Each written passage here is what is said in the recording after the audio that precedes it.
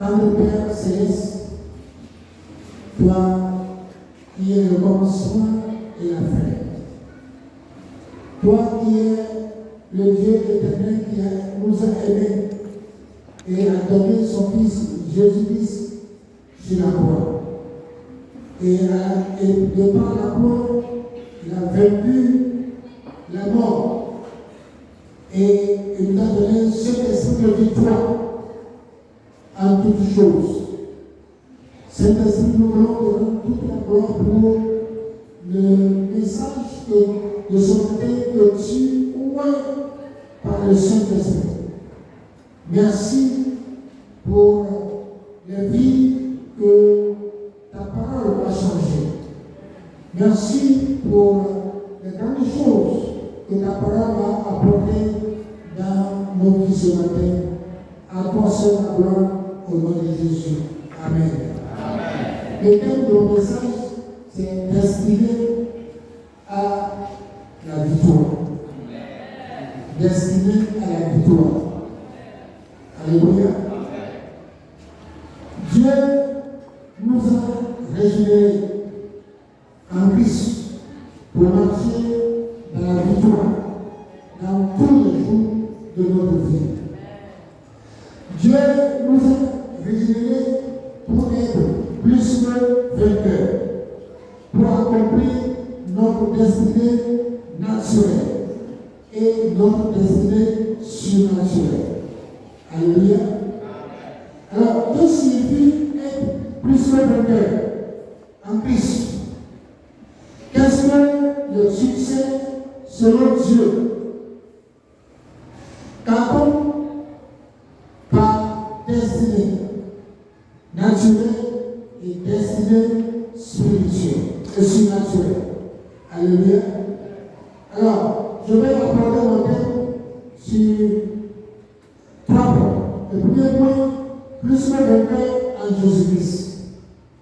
Je lis dans Romains chapitre 8, le verset 35 au verset 37. Romains chapitre 8, verset 35 à 37. Je lis la parole du Seigneur. Romains chapitre 8, verset 35 à 37. Qu'est-ce qui pourra nous séparer? Qu'est-ce qui pourra nous arracher à l'amour de Christ?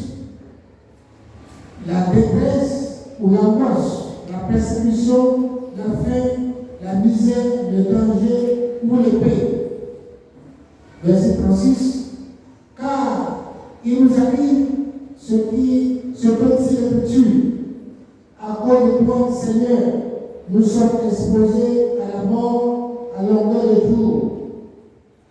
On nous considère comme des moutons destinés à l'abattoir. Mais dans tout cela, nous sommes plus que vainqueurs par celui qui nous a aimés. Que Dieu bénisse sa parole. Dès avant la fondation du monde, l'amour de Jésus-Christ nous a destinés à la victoire, à la vie abondante en Jésus-Christ. L'amour de Christ nous a destinés à être plus que vainqueurs en Jésus-Christ. Le diable, cependant, a un programme de défaite pour chaque enfant de Dieu.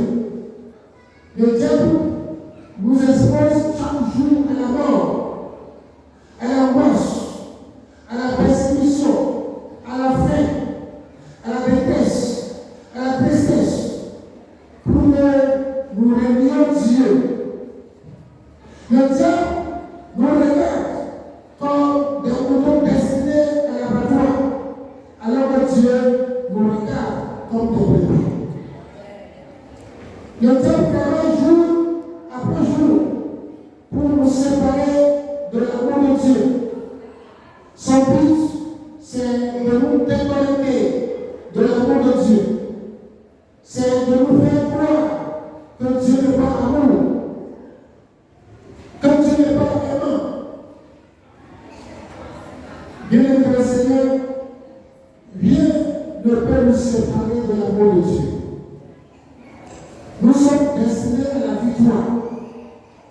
Rien ne peut nous séparer de l'amour de Dieu. Quelles que soient les circonstances, quelles que soient les situations que nous vivons, rien ne doit nous séparer de l'amour de Dieu. Alléluia. Nous devons accepter de vivre pieusement pour Dieu, dans la sainteté, dans l'acceptation de ce que le monde nous présente comme modèle, n'est pas celui de Dieu. Nous ne devons pas avoir peur des persécutions liées à notre foi en Jésus-Christ. Le diable persécute les croyants. Il vient avec des idées pour nous décevoir. Il y a deux fois que nous entendons. La première fois est celle de Dieu. Et la deuxième fois est celle du diable. Au jardin d'Éden, ils ont écouté pour la première fois la voix de Dieu. Et après, ils ont écouté la voix du diable. Et la voix du diable les a détruits. Amen. Donc nous devons apprendre à discerner la voix qui nous parle. Aujourd'hui, beaucoup se lancent dans la prophétie, se lancent dans les paroles de connaissance de sagesse. Quelle voix vous inspire? Quel esprit vous inspire? Alléluia. Nous devons faire attention. Elle nous dit éprouver les esprits pour voir s'ils sont de Dieu. Alléluia. Gloire à Jésus. Les véritables croyants en Christ sont assurés. Les véritables croyants en Christ sont assurés. Aujourd'hui, dans le monde naturel, physique, nous cherchons à être assurés. Il y a assurance vie, il y a assurance quoi? Assurance maladie, assurance assurance tourisme. Amen. Risque. Assurance tourisme. Assurance tourisme. Amen. Alors, si les hommes cherchent à être assurés, même nos voitures sont assurées. Nos voitures sont assurées.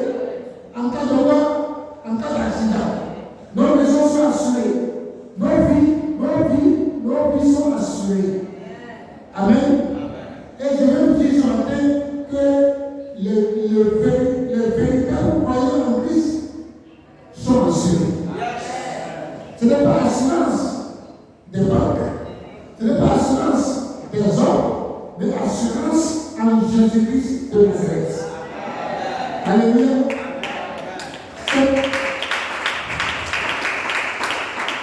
C'est pour cela que nous sommes plus que vainqueurs. Amen. Si Jésus ne nous avait pas assurés, alors nous sommes des défaitistes. Mais comme Jésus nous a assurés, nous sommes plus que vainqueurs. Amen. C'est-à-dire quoi? C'est-à-dire, nous sommes des chrétiens toujours vainqueurs. Dans la guerre, et jamais des perdants.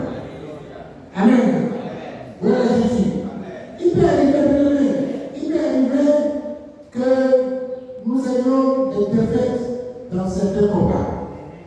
Mais avec le Seigneur, nous remporterons la guerre. Amen. Bien-aimé, ta défaite d'aujourd'hui n'est pas ton péril. Tu vas t'élever. Parce que tu es déjà assuré en Christ.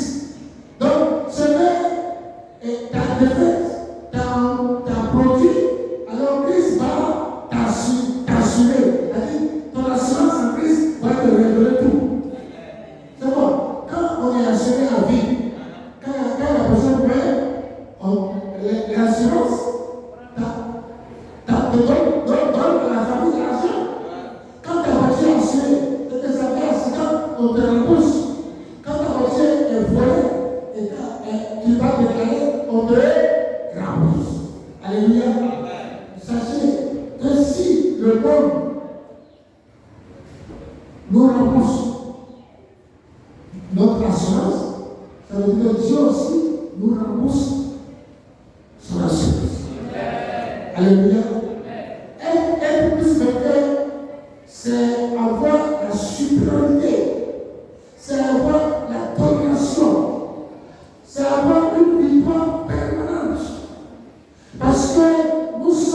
champion revêtu d'une écrasante domination.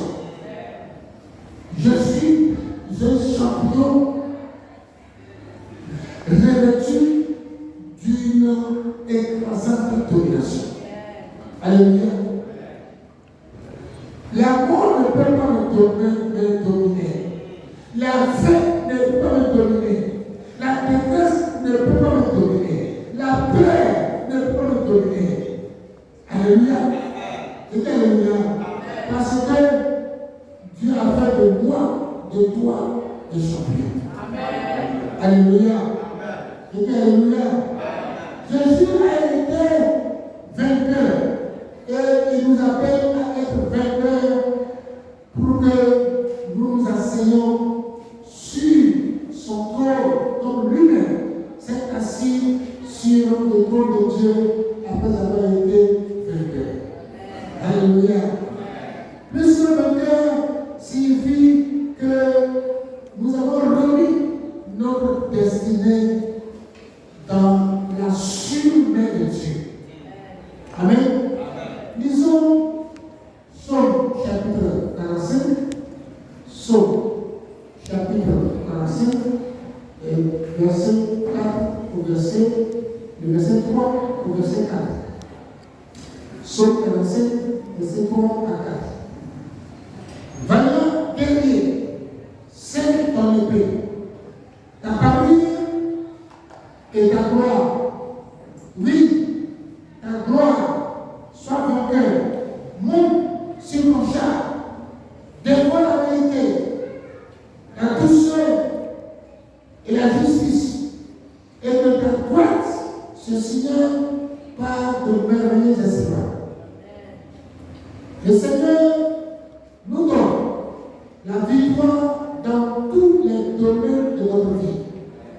Nous devons défendre la vérité, défendre la douceur, défendre la justice.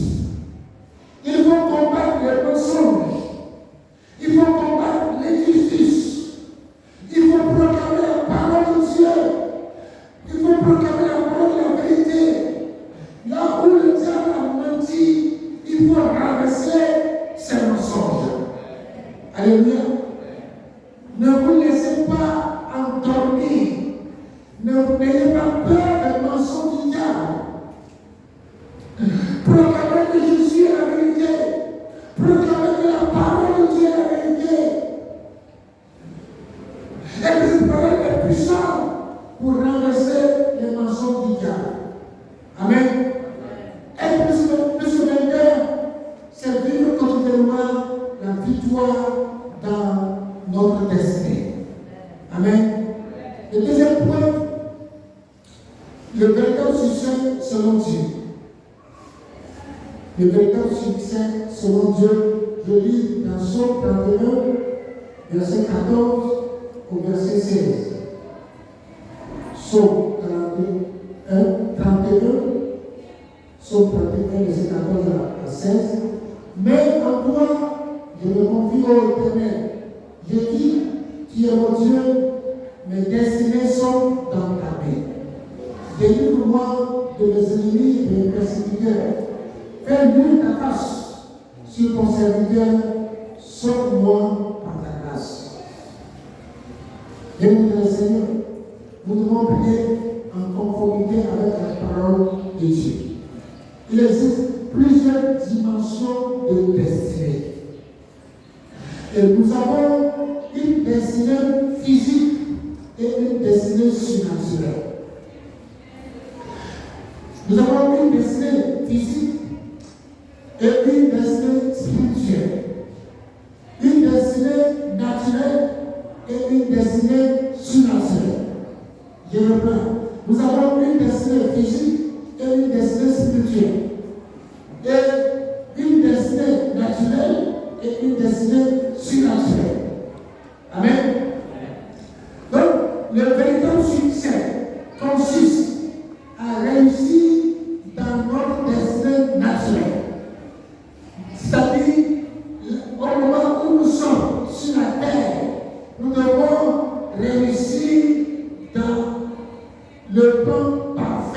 Dieu. Notre destin naturel est dans. Nous devons réussir dans notre destin naturel et dans notre destinée surnaturelle. Ainsi, nous devons accomplir le plan de Dieu sur le plan naturel et sur le plan spirituel. Amos, chapitre 7, verset 12 à 15.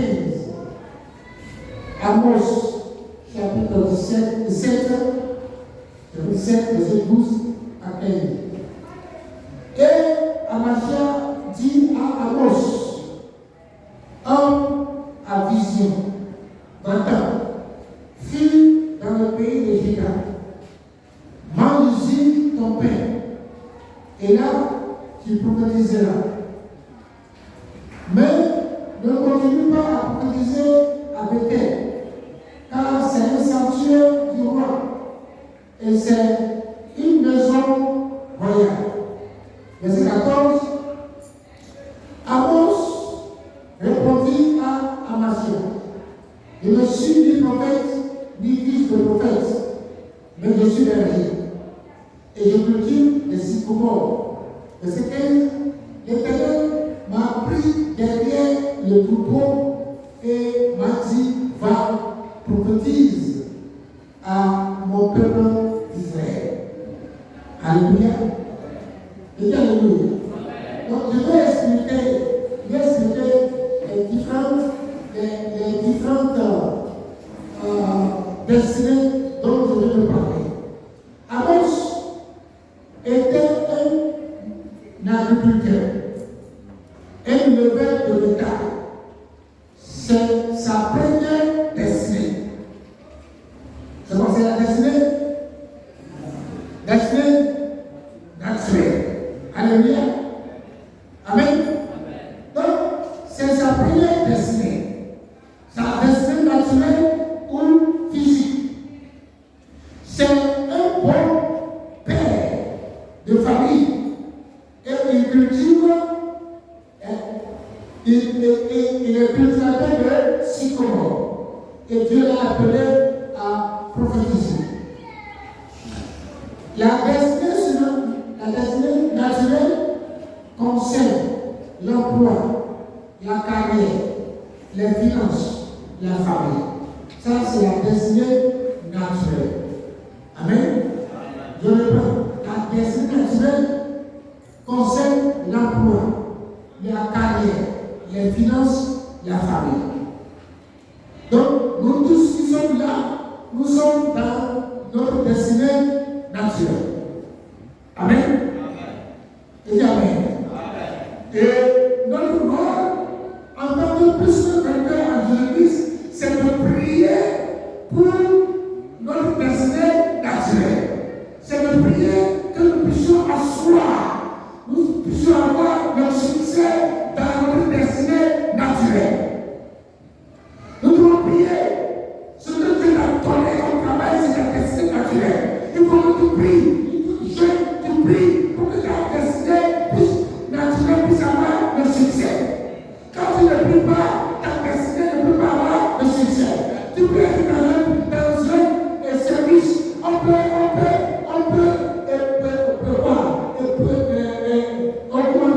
augmenter tes camarades, et toi tu te mets toujours dans la même position. C'est parce que tu ne peux pas avoir ta destinée naturelle. Alléluia. Alléluia.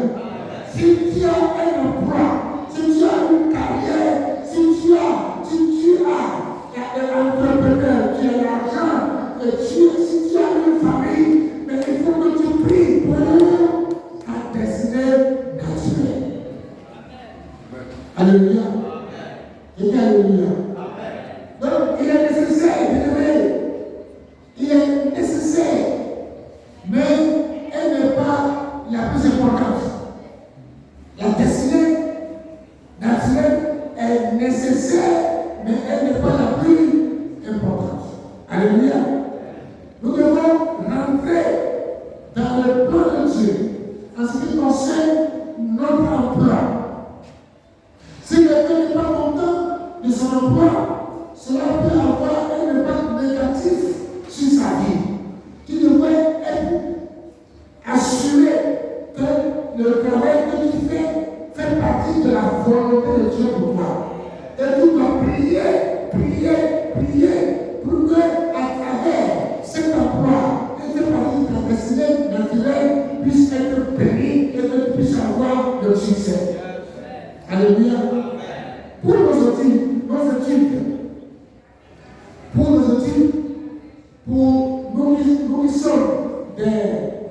lycéens, collégiens, étudiants, il ne faut pas penser que c'est notre papa qui va décider à notre place. Il ne faut pas penser que c'est notre maman qui va décider à notre place. En effet, ce n'est pas notre papa qui va vivre notre vie. Ce n'est pas notre papa ni notre maman qui va vivre notre vie. Ce n'est pas une toi. Ce n'est pas ton papa ni ta maman qui vont vivre ta vie. C'est toi qui vas vivre ta vie. Alléluia. Et la destinée de ton papa n'est pas ta destinée. Amen. La destinée de ta maman n'est pas ta destinée. Toi-même, tu ne peux pas vivre ta destinée. Tu as tout étudié pour ta destinée. Parce que ta destinée, c'est entre les mains de Dieu. Il faut que tu rentres dans le monde de Dieu. Pour ce qui est dans le monde de Dieu, Dieu puisse te donner.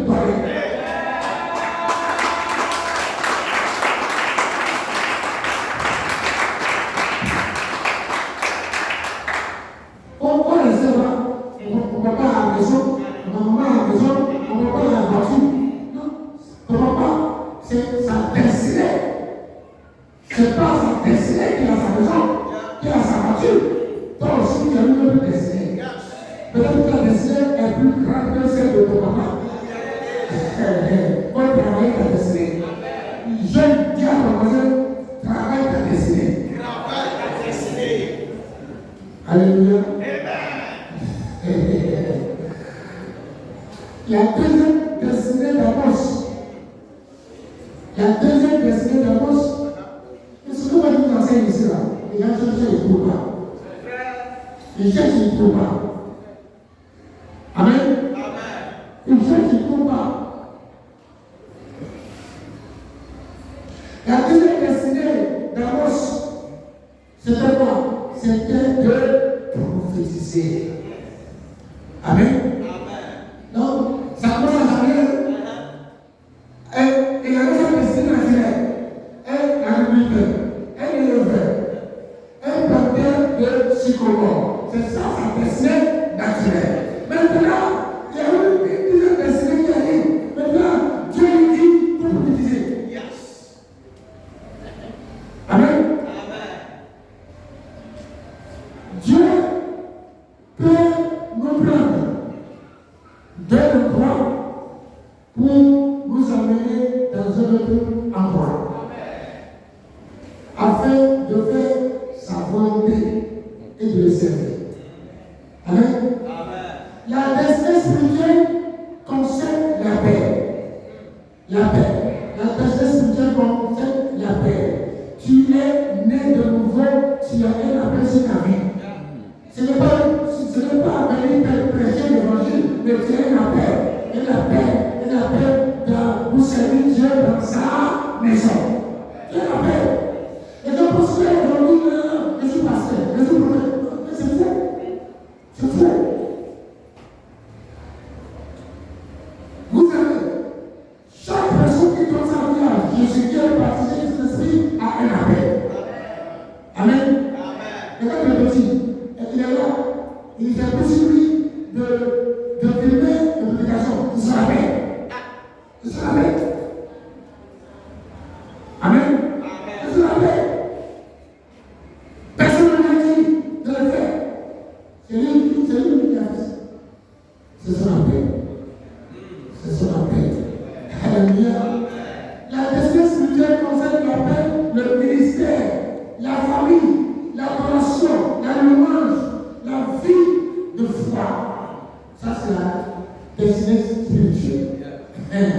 L'appel, le ministère, la famille, l'adoration, la louange, la vie de foi. C'est la destinée spirituelle. Amen. Je dis Amen.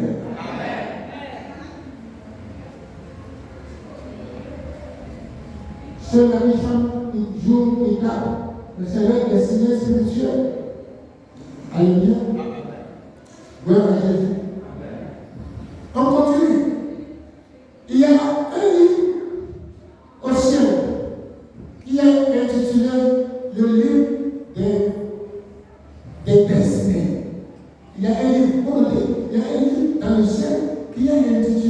le livre des destinées et qui contient le programme de Dieu pour chaque être humain sur la terre. Amen.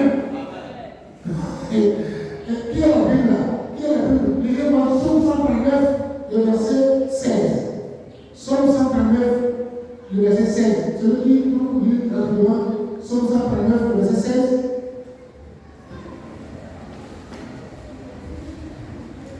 Psaume 139, le verset 16.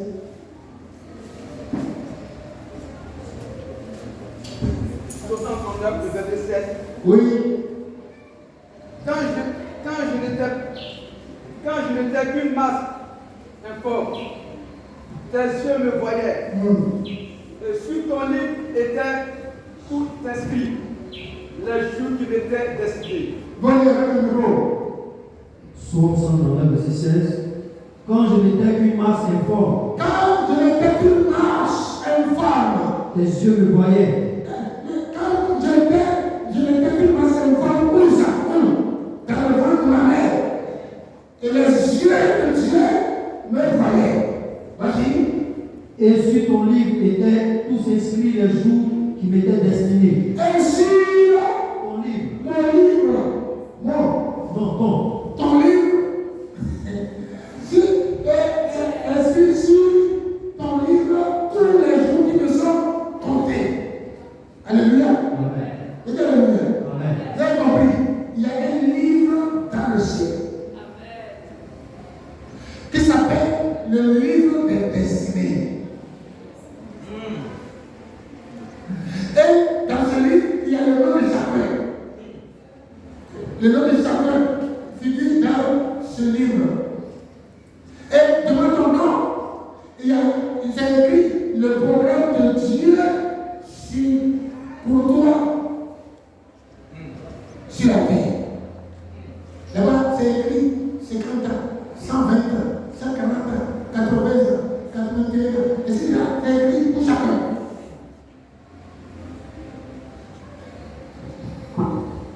Est-ce que vous me suivez? Alléluia. Pour Amos, il y a le livre encore. Dis à ton voisin Amos.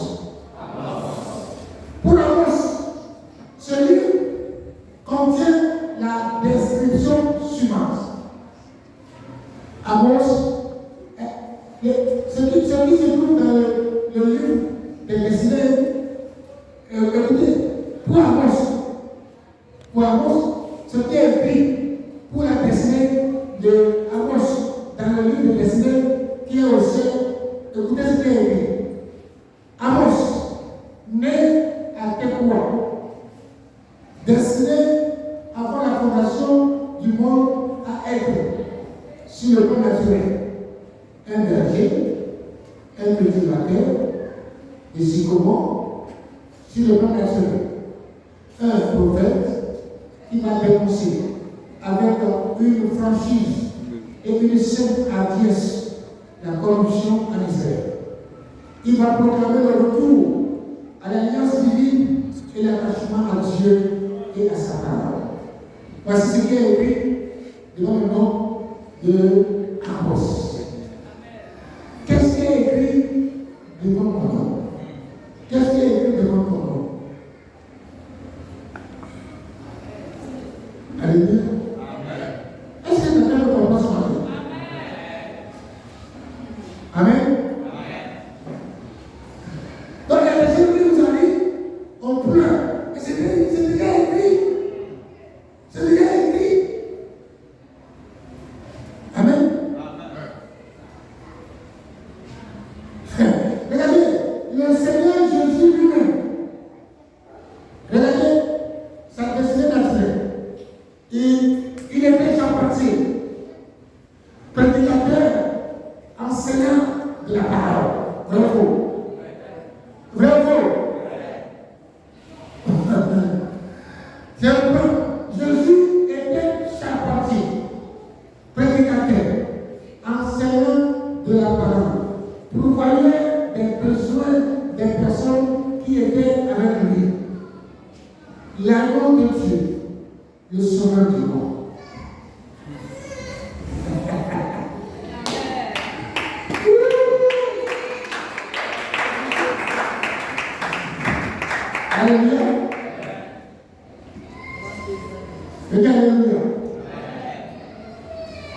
Ce matin, nous devons ressembler à Christ. Être son image, son reflet sur la terre. Nous devons dominer sur la terre.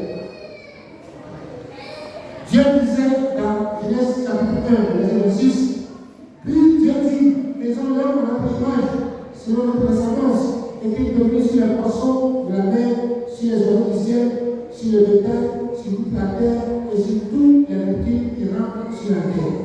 Et toute personne qui reçoit le Seigneur Jésus dans sa vie devient une nouvelle création. À l'image du Seigneur Jésus, à l'image de Dieu. Si nous n'accomplissons pas notre destinée de devenir de plus en plus semblable au Seigneur Jésus-Christ dans notre vie, si nous ne développons pas le caractère de Christ, si nous ne grandissons pas dans la connaissance de Christ, si nous ne ressemblons pas jour après jour au Seigneur Jésus-Christ, si alors nous serions loupés notre destinée. Nous aurions loupé notre destinée. Je reprends, si nous ne développons pas le caractère de Christ, si nous ne grandissons pas dans la connaissance de Christ, si nous ne recevons pas jour après jour au Seigneur Jésus, nous aurions loupé notre destinée. Nous devons devenir de plus en plus tout aimant comme le Christ, fidèle dans notre foyer. Nous devons chaque jour grandir dans l'amour, dans la connaissance de Christ dans notre maison. Un homme ou une femme de destinée, c'est une personne qui a pris conscience que Dieu a un plan de bonheur et d'avenir pour sa vie et que Dieu travaille à entrer dans sa destinée naturelle et spirituelle. Le plus grand succès d'une femme consiste à élever ses enfants dans la voie du Seigneur et à les présenter dans la justice de Dieu afin qu'ils soient tous disciples du Seigneur Jésus. Alléluia. Le plus grand succès d'une femme consiste à élever ses enfants dans les voies du Seigneur et à les présenter dans la justice de Dieu afin qu'ils soient les disciples de Jésus-Christ.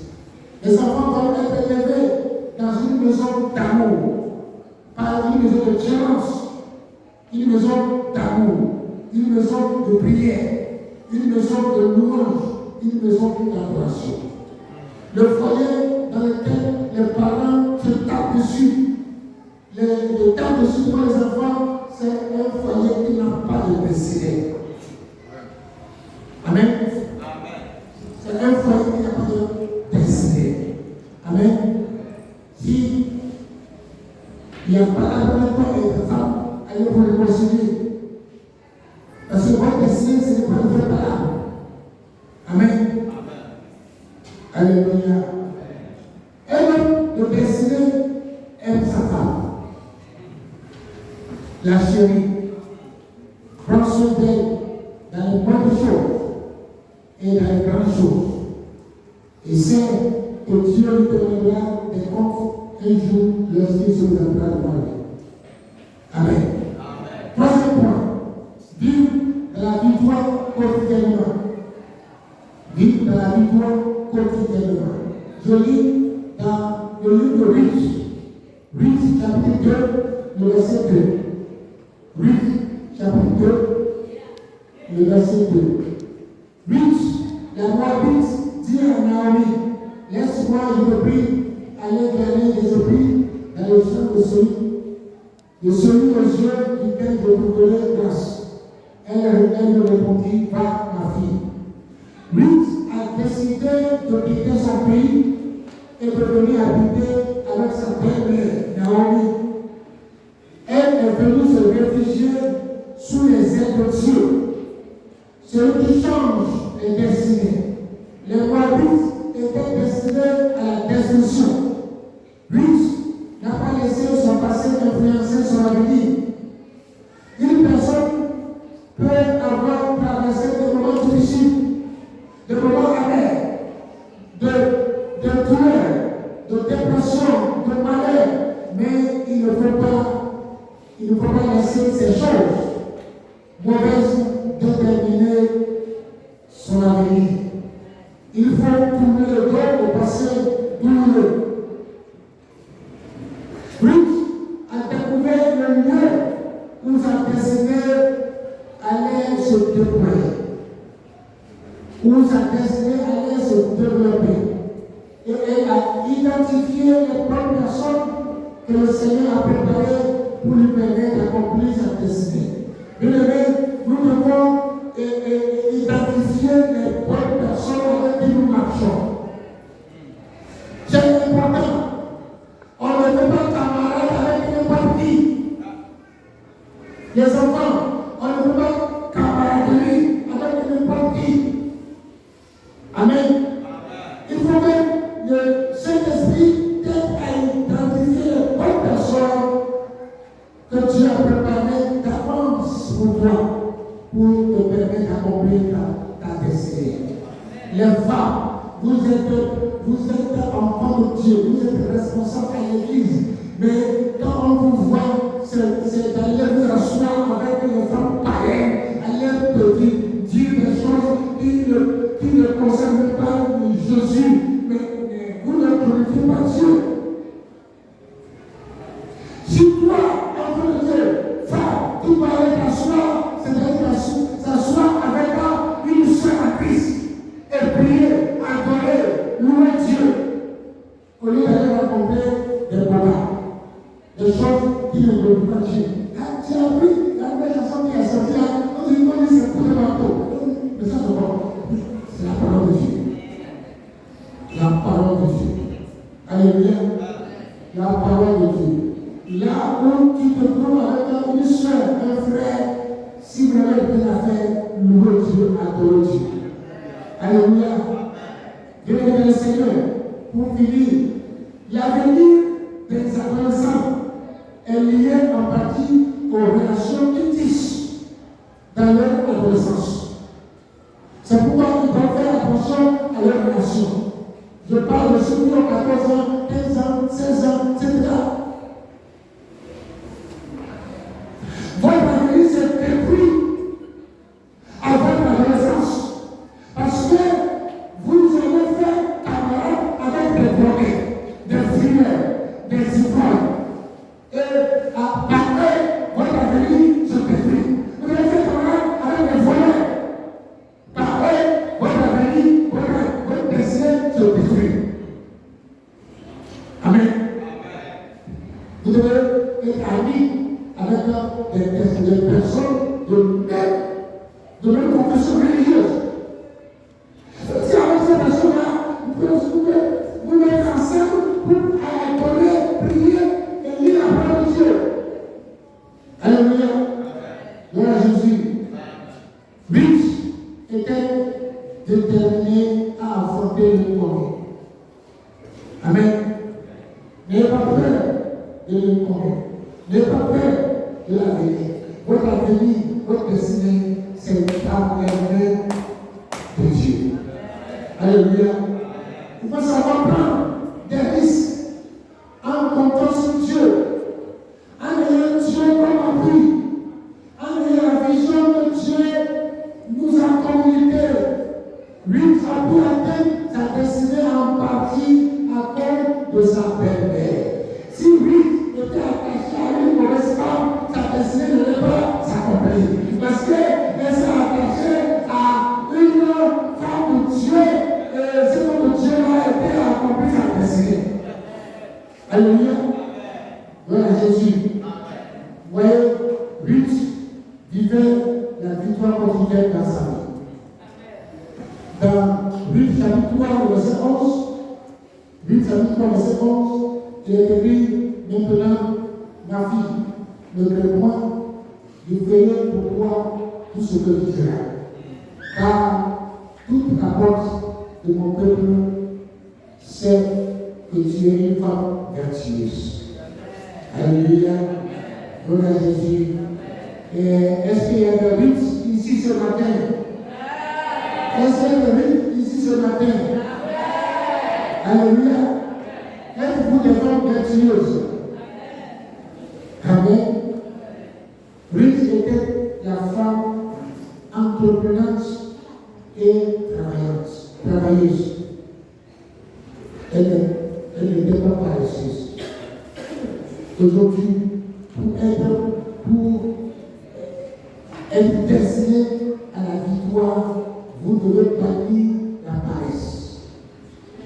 Amen. Et travailler. Mettez vos compétences en valeur. Avancez-le dans l'inconnu. Et Dieu Tout-Puissant vous aidera à réussir parce que vous êtes dans son plan et il ne vous abandonnera jamais. Amen. Alléluia. Que Dieu te bénisse ce matin. Que Dieu te bénisse. Chacun prépare le Seigneur.